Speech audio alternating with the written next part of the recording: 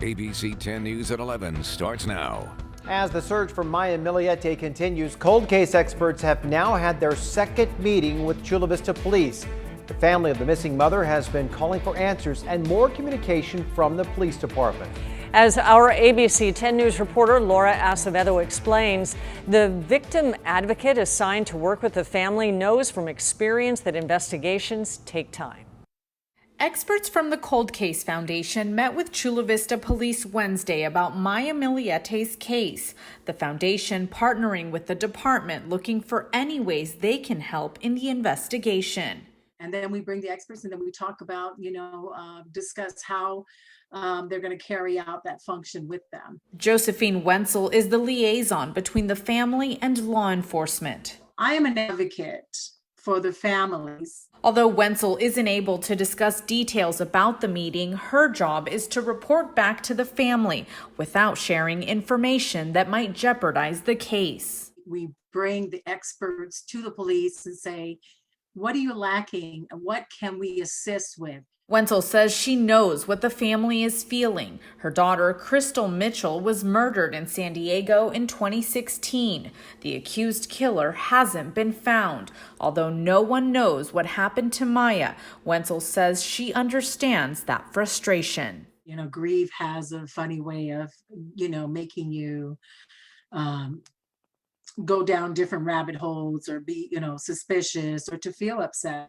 After the meeting, Wenzel says she emails Maya's family with what she can share and communicates any questions the family might have for police. My work is not to, hang out with them, but my work is to make sure that their questions are answered as best possible. Asking for the public to have patience, explaining that these investigations do take time. We want Maya found. We want justice. We want whoever is responsible for her disappearance to be caught. In Chula Vista, Laura Acevedo, ABC 10 News. Turning now to coronavirus, San Diego's local cases were back above 100 today. The county reported 190 new cases, while our test positivity rate held at 1%. No new deaths were reported for the third time this week. Children as young as 12 can now get the Pfizer vaccine. The teenagers and the tweens, they rolled up their sleeves today at the Logan Heights Family Health Center. Clinical trials show the vaccine is 100% effective in 12 to 15-year-olds. Older teenagers were already eligible for the vaccine, and 30% of 16 and 17-year-olds in the county have gotten at least one shot so far. The state superintendent visited two Chula Vista elementary schools today. Tony Thurman stopped by to see how in-person learning is going at Castle Park and Joseph Casillas elementary schools. A lot of students in that area, they have experienced illness and lost family members. So the school begins each day with a mindfulness exercise. Thurman joined in today and saw its effects on the children. What I've observed here today is what I think California and quite frankly our nation needs in terms of how we help our students come back to school for in-person instruction. Thurman says he is working with the governor and legislators to allocate an additional $3 billion on state mental health programs for anyone under 25. Governor Gavin Newsom has announced a new small business relief program he says is the largest in the country. The governor's plan expands the state's COVID-19 small business relief grants to a total of $4 billion. Now, this is all part of Newsom's $100 billion California Comeback Plan. The grants are in addition to a $6 billion tax cut for California businesses hit hardest by the pandemic. New tonight, a national vigil held to honor law enforcement officers who made the ultimate sacrifice to keep people safe. In a virtual ceremony, there was a roll call of the more than 300 who lost their lives in 2020. Daniel Gene Walters. And that includes Daniel Gene Walters, who finally succumbed after he was shot and hit by a car while on duty in 2003. Several of the nation's top law enforcement officials took part in the ceremonies, as did celebrities who wanted to say thank you. Police officers put their lives on the line every day to serve and protect their communities. Every name on this memorial represents an officer who died in the line of duty. Over 22,000 names. Tonight, we honor their service and remember their families they left behind. Each of those honored tonight have their names added to the law enforcement memorial in Washington, D.C. Clashes on the streets today as violence escalates between Israelis and Palestinians. Israeli troops are launching the biggest bombardment in years, targeting Hamas groups that have fired more than 1,000 rockets into Israel from Palestinian territories. Dozens of people have been killed. Crowds are gathering in mixed neighborhoods, erupting into battles on the streets. Prime Minister Benjamin Netanyahu spoke out, condemning mob violence on either side. President Biden is sending an envoy to the region.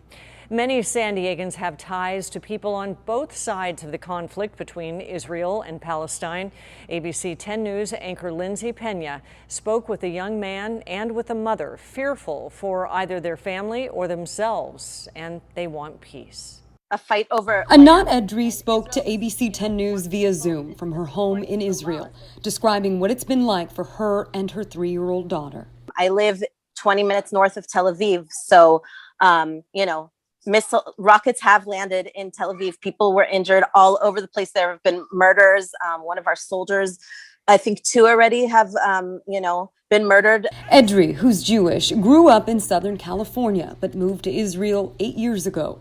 She says she feels lucky to have a bomb shelter in her apartment when the sirens go off. It's like the most devastating sound because you know that means you have to run to the bomb shelter. Meanwhile, Akram Ilian, a young Palestinian man who grew up in San Diego and still lives here, says his family and friends in the region are fearful as well. Nobody's really safe in Palestine right now, in the occupied West Bank or in East Jerusalem or in the Gaza Strip. Ilian says he's been in constant contact with loved ones who tell him daily life is scary and uncertain. Whether you're going to work or whether you're going just to the grocery store, there's always a chance that you're going to be, you're not going to make it home. Being thousands of miles away, he says there's a feeling of helplessness. It's not the first time it's happened, and there's not much you can do except speak up, try to attend peaceful protests, peacefully speak up, and do, obviously everything we can. And for those like Edri living through it, there is a desire to shine a light on the reality. People here are suffering.